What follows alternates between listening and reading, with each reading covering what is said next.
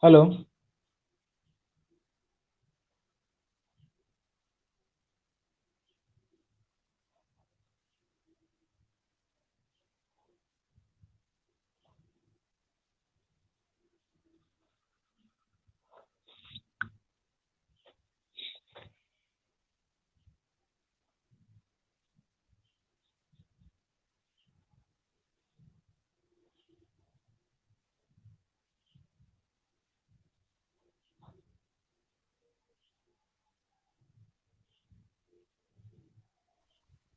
Okay, I think that solved the problem. Hello. Hello. Okay. Hey, how are you doing today? Fine. Good. Good. Awesome. Okay. So, so can you hear me? Yeah, I can hear you fine. Go ahead. Okay. Can you see me now? Yes, I can. Okay. So before we start, I want to introduce. I'm Dheeraj from India. Hello. I Okay. can hear you. Okay. Hello, I'm. Jet from Uh, India. yeah. And if I'm not wrong, your name is. Can I kindly know your Joe. name? Joe. Okay. You're from United States. You're Yes. from United. Okay. So so shall I start? Go ahead. Okay. Just a second.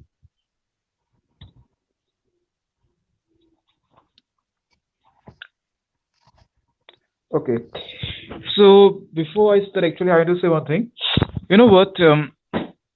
China is our neighboring country, and often China gets involved in many of the political as well as internal matters of India, and sometimes that what irritates the Indians a lot. If I'm not wrong, you have probably heard about China's interference in India's boundary recently. What happened? So anyway, if China becomes the biggest superpower, we will not enjoy or we will not like it. Still, at present there is a very mm, this is a heated topic in the media in everywhere that China is capable of overcoming the America, which is the biggest superpower in the world at present, and it can step up to the next superpower in the future years. So before I start, what I want to say is that China, it follows communalism, where we will find no democracy. But if the countries that follows democracy claims that they can become the superpower or their superpower, I just want to add a point that the countries with democracy do not get that much advancement, do not get that much of development as the countries flowing communalism, flowing monarchy, or flowing dictatorship does. And that is the very first point I want to raise here that the countries with democracy, it cannot lead the world. America may be an exceptional case, but always the countries with dictatorship, always the countries with communalism, always the countries with monarchy, they can only lead the world. That is the first point I want to point say over here. The second thing, China. You know what? Every item, whatever you purchase in markets, you will see the manufacturing. You will see that particular symbol. Why? Because China is a storehouse, of each and every product, starting from the cosmetics to that of the aircrafts. Everywhere you'll find China manufacturing this, and everything. So when China has got such a export rate, and sometimes its GDP rate up to 9 point somewhat percent, so it can overcome America. It can overcome America very very easily in the growing years. So these are the first two points I want to make it out, and I want to listen from you. So first things first, I do want to say that I do agree that China is mostly communistic, with free market added into it, therefore its economy can grow. So the first claim that you made is that democracy cannot lead the world. I find this highly improbable and completely wrong. The free world has been driven by democracy. All the growth that has come through the Western nations has been driven by democracy. So I'm not exactly sure where you derive that idea from. Secondly, the claim number two, China in manufacturing. China leads the world in manufacturing in small goods. The United States leads the world in large good manufacturing, along with Japan, as well as service and business and financial assessments. So most of the world's capital is still hung up in the United States. So for China to increase growing and have growth, they must be able to have the capital gains that the United States have, and they do not, and they cannot, at least in the foreseeable future. And I do want to counter with a claim that the United States, as of right now, is currently hitting close to a technological frontier called a singularity. Now, upon this singularity within the technology form, that the United States will hit a place and time where it can have a growth factor again. Currently, the United States growth is pretty low, as are all Western nations.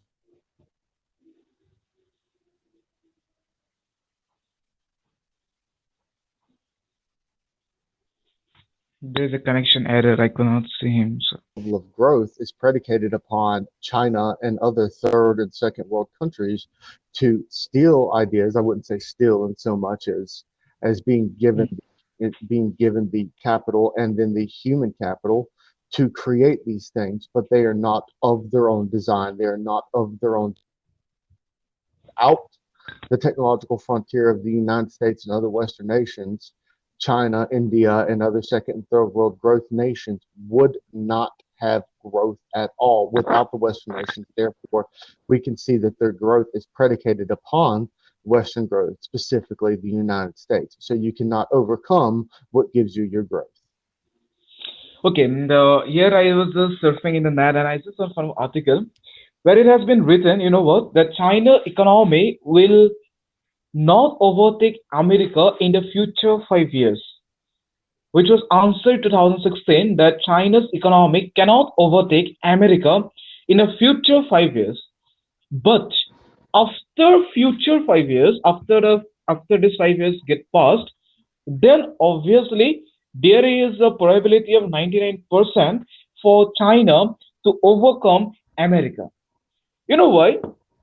Because at present, the policies implemented by China, which is going on, has got a wall support. Many countries cannot understand what China is trying to do, but still they are providing their approval. They're providing their approval to China's projects. The project which totally Indians disagree. The recently the progress, I mean the scheme that was formed. I forgot actually what was that. It was like construction of a road across the boundaries of the world countries, so that China can provide or China can perform their exportations, importations very easily through that road. It was like one country where one belt, one road, one belt, one road. That was OBO, that was a scheme, and to which each and every country provided their consent, except that of the India. So that was one of the schemes through which China tried to make its interference in all the countries of the world, in all the economy, and at the time it can try to lead the world's economy. That is one of the schemes that what China is trying to do. Secondly, China being a country with monarchy, it doesn't look after the consent of the people.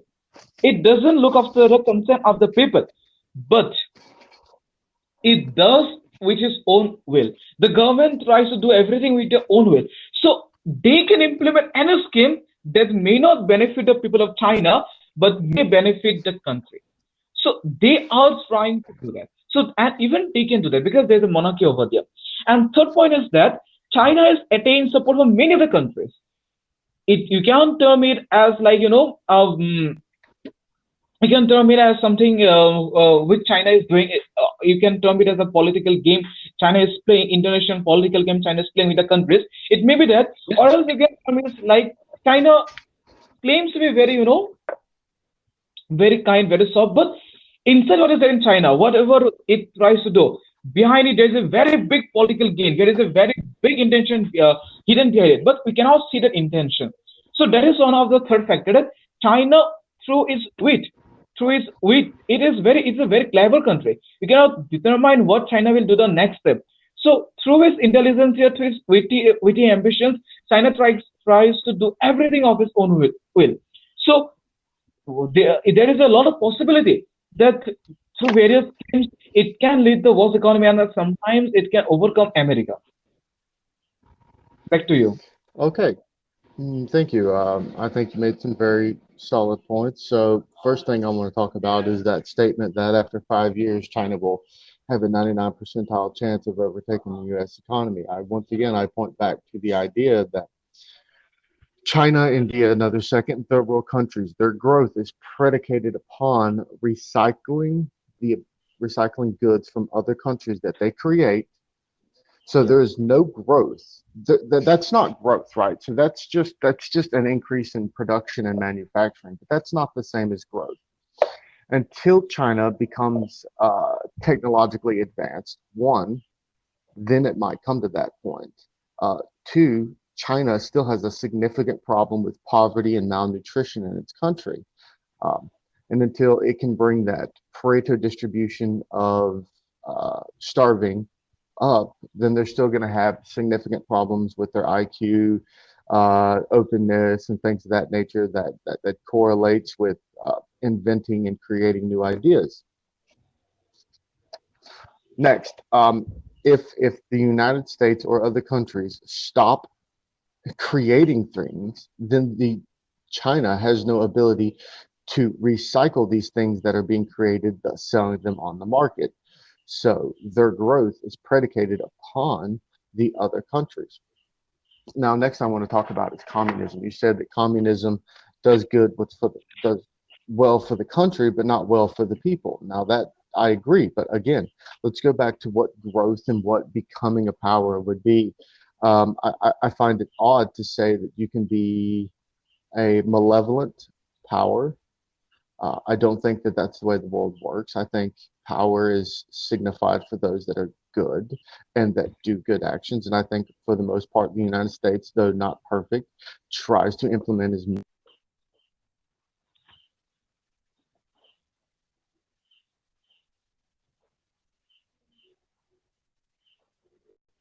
um, and that as China continues people, its people will eventually tire of it, as we see numerous times through Karl Marx conflict theory, that the people will tire of this and they will rise up, and that will or the overall system of China.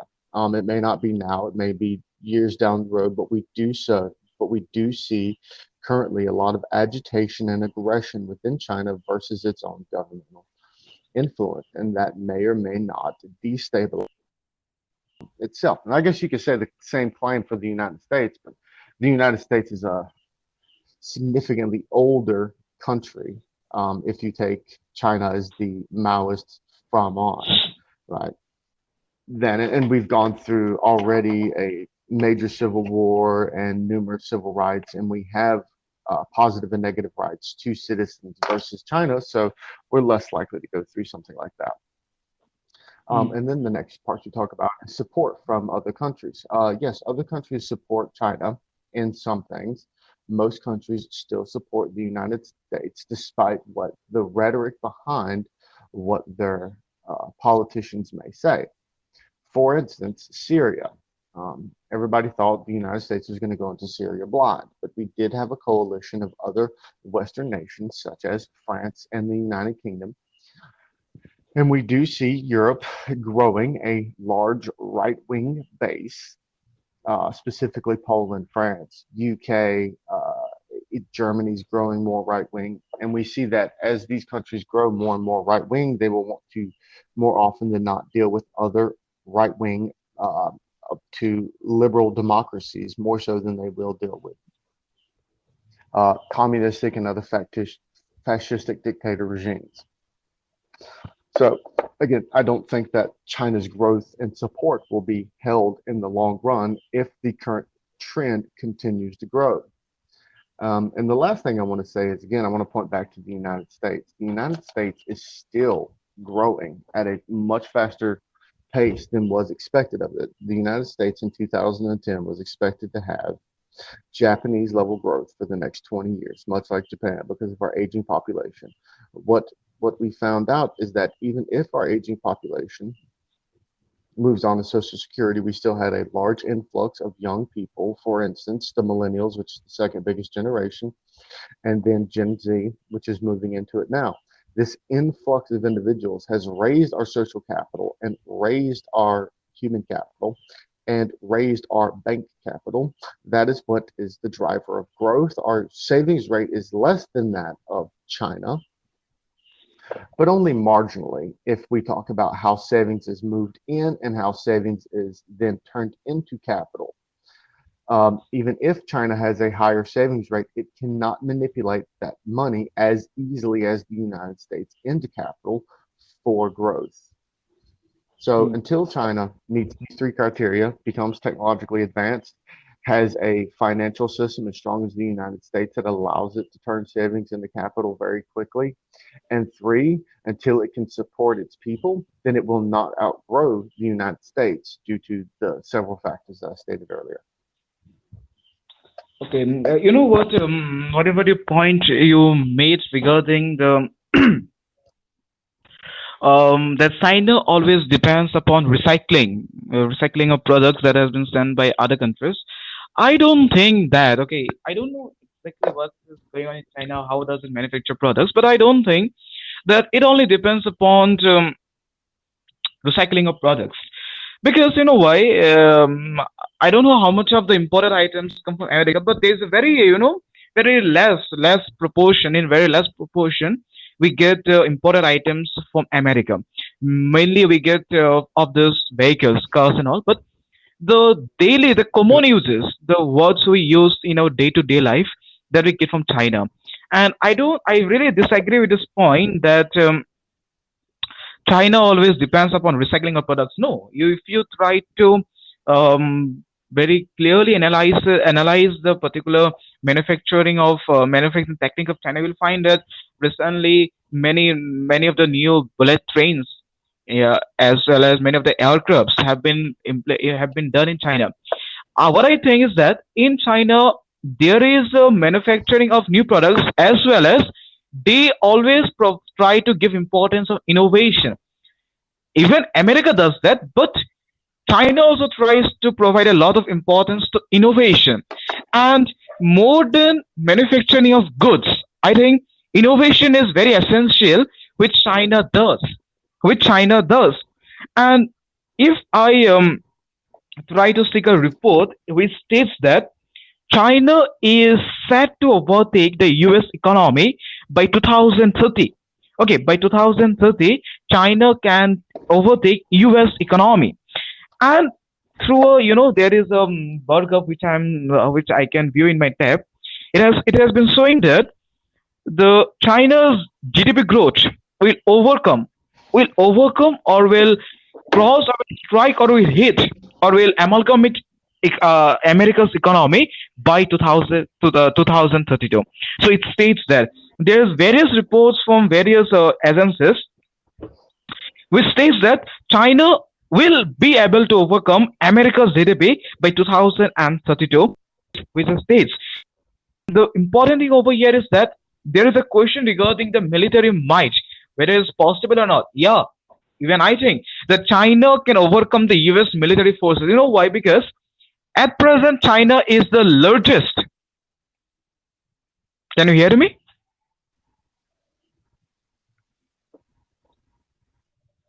Okay. You know what? China is the largest country with the highest population. And the country that has got the highest population will obviously have the largest number of army officials, the personnel. So those people, I mean, who are involved in defense forces. I mean, in China, we have got the largest military base. That's the reason they always try to innovate their weapons. They always try to innovate each and everything, and if possible, they try other countries. So So I think there will be a stage, and I think in the recent years only there will be a stage when China can overcome even America's military power. Back to you. First thing I want to do, I want to ask you a question. When you say innovation, that China's innovating products, can you name a specific product that China innovates? Yeah, recently, I have seen in the newspaper that China had created, you know what, one of the biggest aircrafts, one of the biggest aircraft which is created, and at present, I don't have that particular information about it, but I can, I if you give me time, I can find it out. Which I got in news that it has created one of the biggest, aircrafts over there, which is capable of roaming a very high distance, and that is only one in the world. That I have got it. So that was what I was talking about innovations. Okay. Um, I don't necessarily think that's an innovation. So first and foremost, the United States could create bigger aircraft. We don't because there's, an opportunity cost involved with it. The bigger the aircraft, the more expensive it might be, stuff like that. We don't necessarily need that, so we're not going to create that. It's an unnecessary thing to create for the United States. So I don't necessarily point that as innovation. And then you pointed out bullet trains. I think the leader in bullet train technology would be Japan. I think every single sector that you could look at in China, for example, the manufacturing of simple goods such as metal, um, the United States is significantly better in steelwork. Japan is significantly better in steelwork. They are not innovative in their ability to manipulate steel or run CNC, which is computer numeric controlled operations on these goods and services. They take what the United States, what Japan, what Germany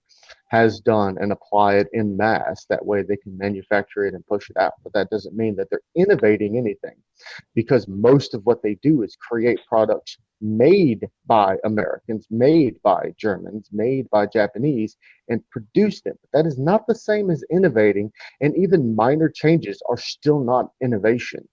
Whereas, like the comfortability of a chair, right? Humans have maximized the comfortability of a chair per person. There is no innovation that can be gained into manufacturing of goods such as furniture, right? Like that's maximized. There's no more increasing in how comfortable a chair can get. Um, right, so that's one. Next is GDP growth, right? So you said that in 2032 that it could overtake. Well, that estimate's based on that the United States does not grow. We've seen a trend already in the United States that we're moving towards a 3% growth.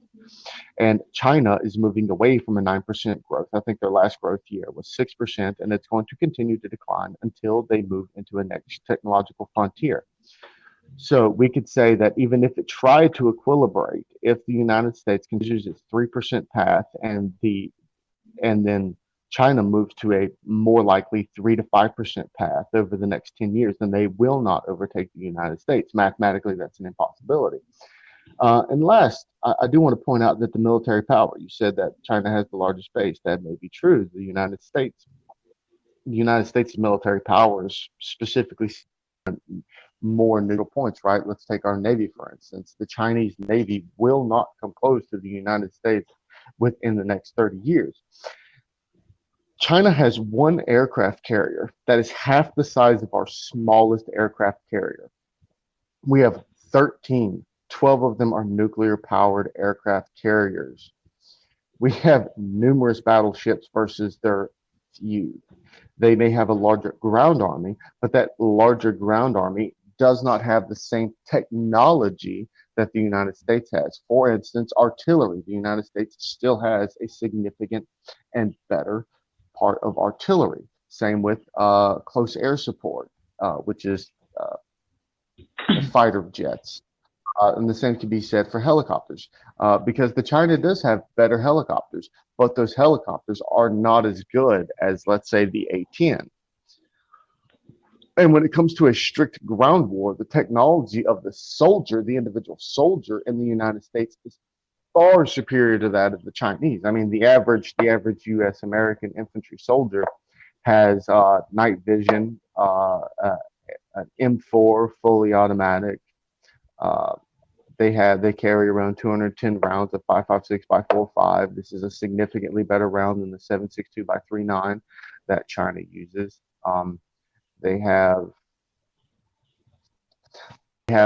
in many units they have thermal imaging devices. They have better machine guns. The M240 Lima and Bravo 249 SAW versus the PKM uh,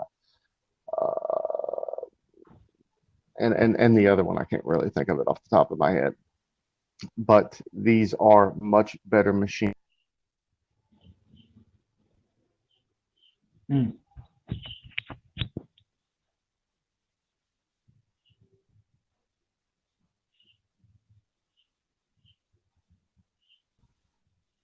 And because our soldiers are significantly bigger, we can carry those machine guns much further.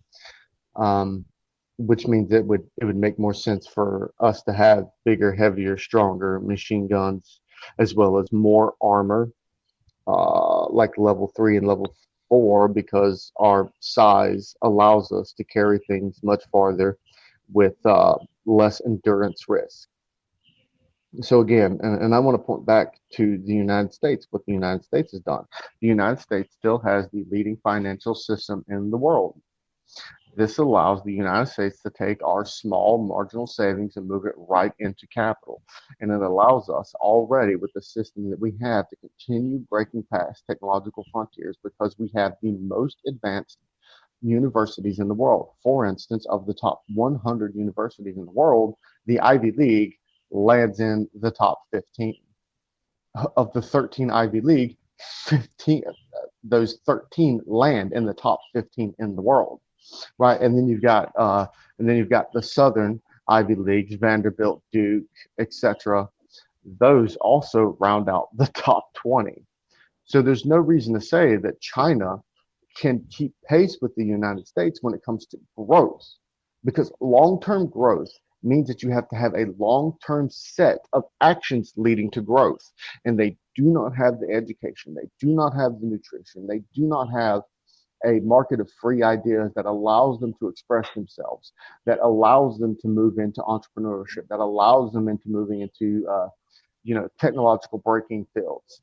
They're focusing on very simplistic recycling of goods versus the United States and other Western countries constantly making changes, constantly coming up with new ideas and Mm. showing them off to other people so that they can produce them, because that's easier for us because we are a financial institution and we are also a creative institution. We do not need to be the producers of these goods because our money comes from creating these goods.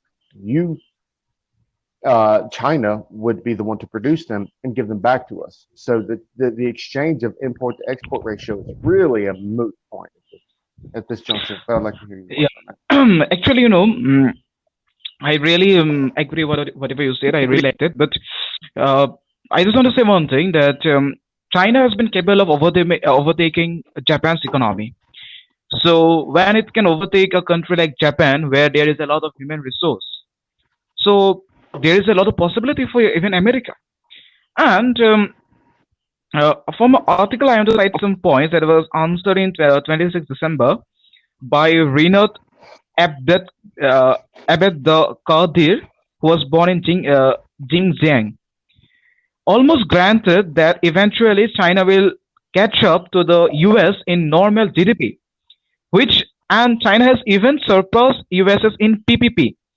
The US has one fourth of the population and is a very developed economy. So no easy growth left while China still has tons of it.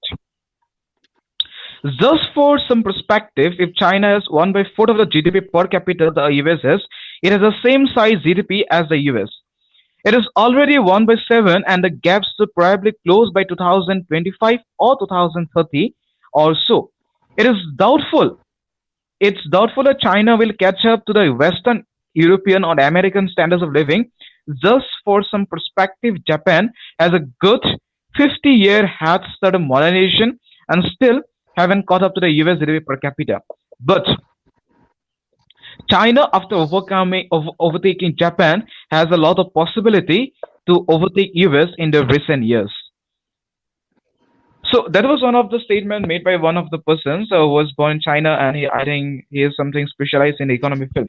So anyway, so that was what I just want to say, that uh, China, you cannot talk about people's support. Okay, in China, you cannot talk about that it will not overtake, or it can overtake. There, you cannot. We cannot. Not me. Even no one can give us sure and certain declaration that yes or no. We can just estimate it out.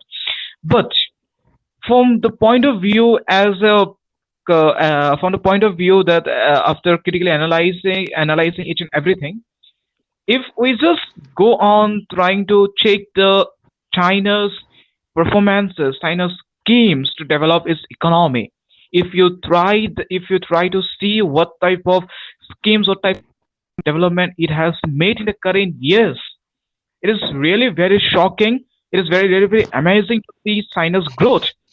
So there is a lot of possibility that it can grow more and more and more and more in recent years, and there can be a time when it can overcome America's growth. And the point is that, you know what, I think the government also has a very, strong role to play in making the economy go higher and higher. But thing is that in recently in United States, what we find is that there's a lot of conflict regarding the President Donald Trump. President, some support it, some support it, whereas some do not support. So he sometimes lacks the support of the people. And when it happens in a democratic country, it's very hard. It's very hard to make the economy grow on a very normal rate. Whereas in case of China, the prime minister, the president, do not have to listen to the its people because it's a monarchy. So I'm sorry, because it is a communalist country. So when there is a single party system which follows communalism, so it will implement any law. So it can implement any law, and that is what will happen in China, and that is what's happening. So if situation arises,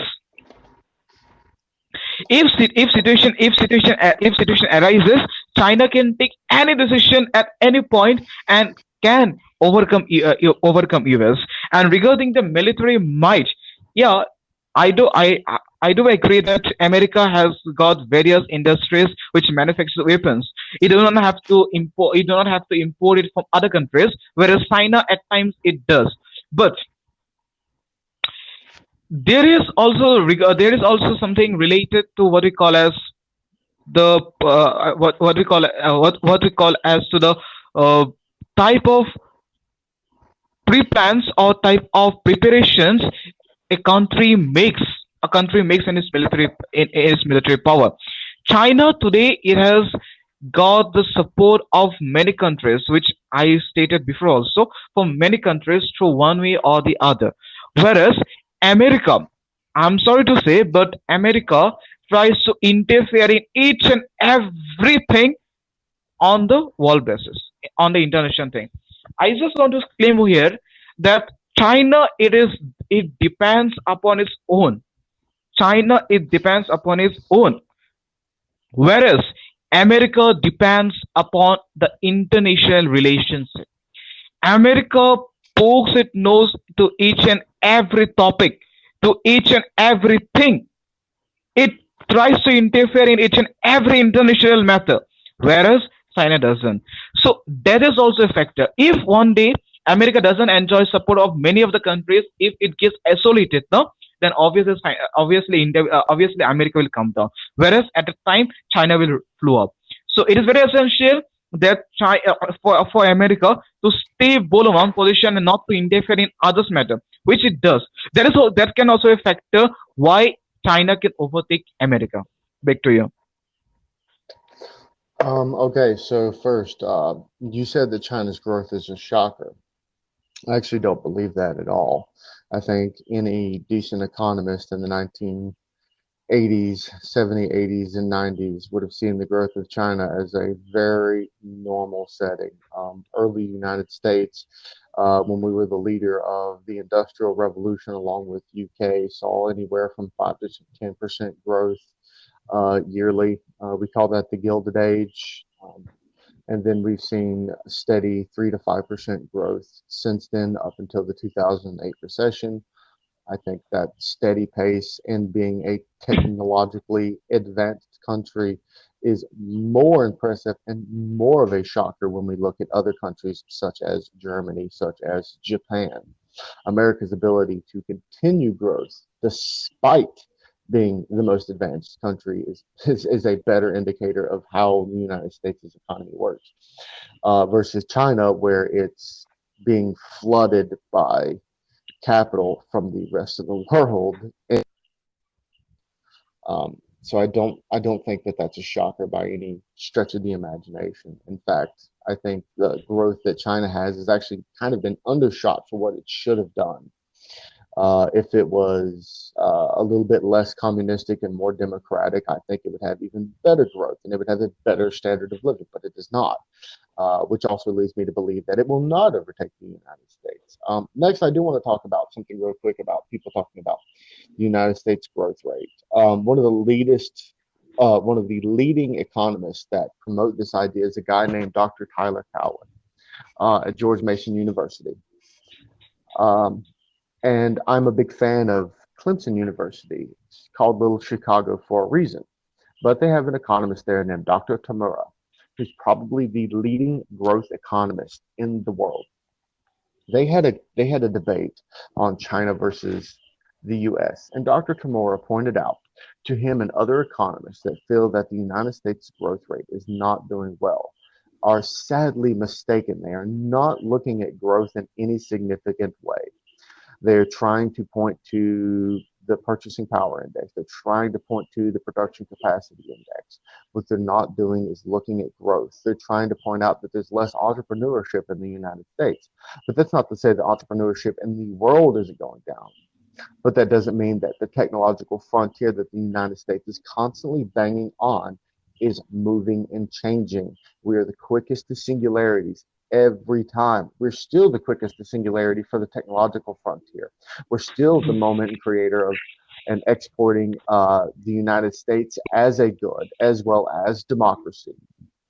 So I don't think that you can count the United States growth rate as limited because it is growing. We will see 3 to 5% growth within the next 10 years unless another recession happens.